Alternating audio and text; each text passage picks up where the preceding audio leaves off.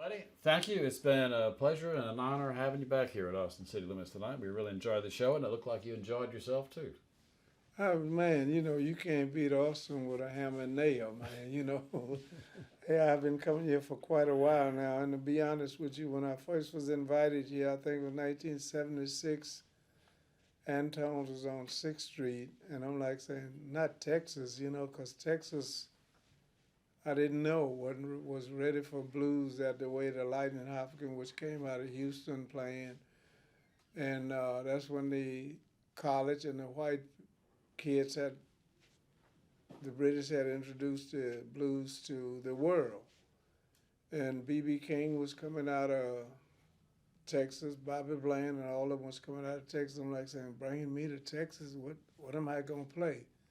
And when I got here, it was a surprise to my eyes, man. This is as much a surprise as it was tonight.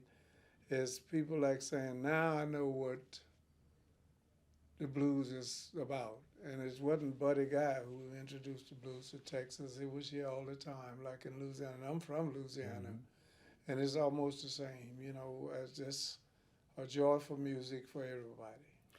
So, speaking of which, you're still bringing the blues to the rest of the world. Your new album, which is, I don't know, your 50th or 50 something album.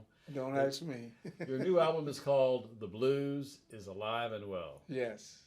Why do you suppose the blues after all these years? What is it about the blues? Well, to be honest with you, the blues is the lyrics of the blues is an everyday fact of life. Even if it haven't happened to you, I'm sure you know somebody that went through some bad and good times. And if you listen to the real lyrics of a blues, some of them sing about a good time and some of them sing about a bad time. And I had to learn that. And that's what it's all about. So if you really sit down and listen to a good blues record, it might say, before my time, you left me this morning, but that's okay. I'll catch up with you with another day. And that's what the lyrics is all about. And then you might find a blues was like, oh, I'm so glad I'm with you. I can't do without you. That's another way of saying I'm glad I know you. So it's all about everyday life. It don't fit me or don't fit you, but it fits someone else. And it's about a lot of different feelings. It's not just about feeling low or feeling down. No. Man, when I first started on it, I was jumping when I got involved with Lightning Hopkins and B.B. King and Muddy Waters and them, man. And Muddy would sing, I got my mojo working, it just don't work on you. And I'm from Louisiana, I didn't know what a mojo was. I'm like saying, what is that, man?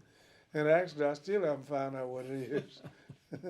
But it was, they were singing and come to find out. I don't know about the mojo, but when B.B. King made I Got a Sweet Little Angel, I love the way she spreads her wing. And when I got to know him, that's the first question I wanted to ask. I said, what about this spread this little wings? He said, sit down, son, let me explain that to you. And he tried to explain that to me. And that's what it's all about. It was, as I said from the stage tonight, it's something like he would say is beat around the bush, you have to figure out what we were talking about. And at that time, then I would begin to say, oh, I know what you mean.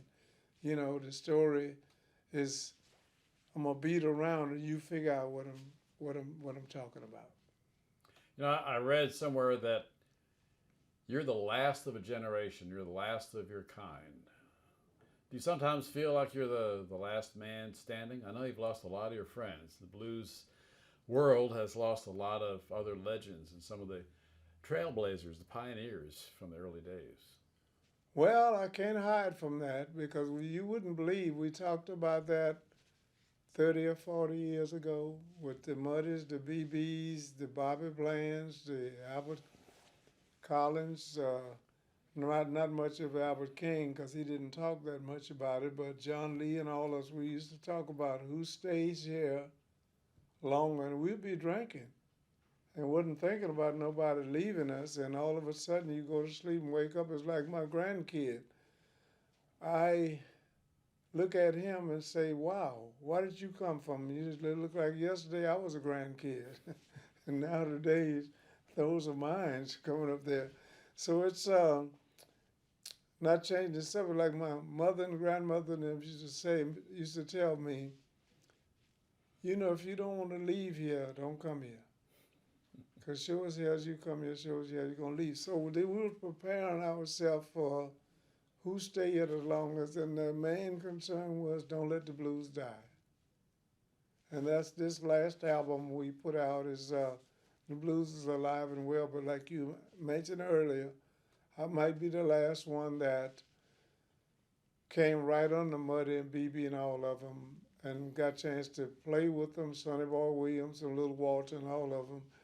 And I don't know any other young man now that's still alive that had the pleasure of making records with them or hanging out with them, learning their lifestyle when they wasn't making enough money to get from here home.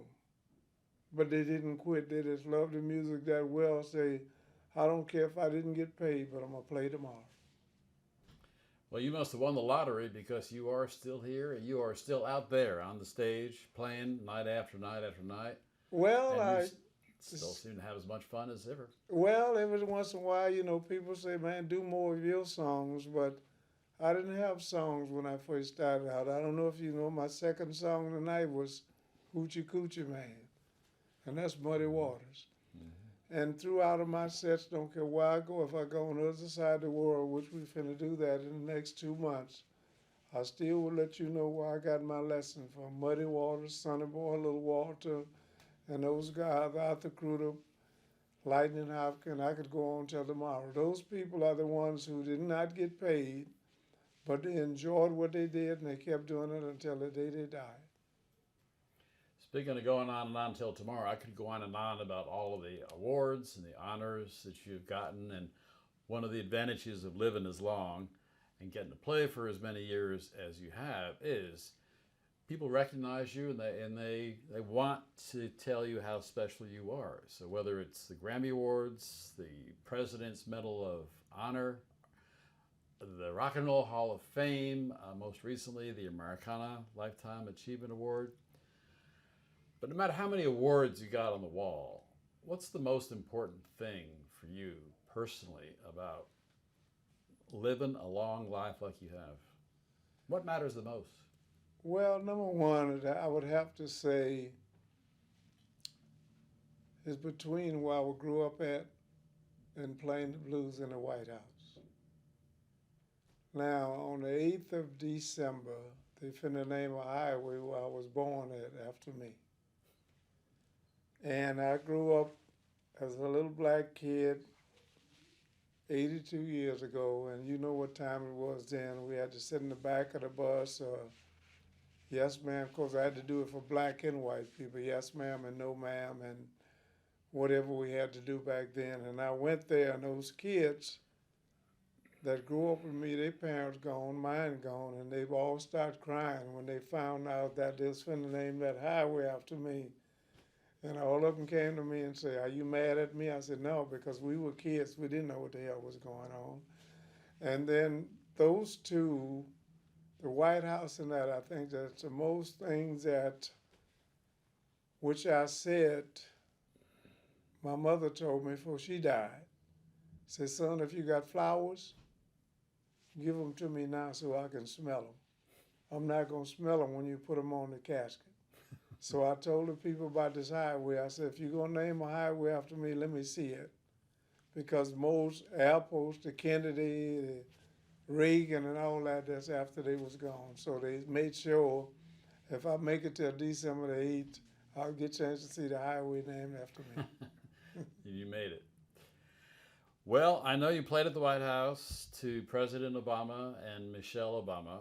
And I also went in there with Bush, too, now. But when the Obamas were there, you got the president to get up and to sing Sweet Home Chicago with you. Yeah. Was he surprised when you pulled him up? I was, because I heard the girl, Eartha Kitt, did something. Was that Reagan or some of them? She said something, and it went against her.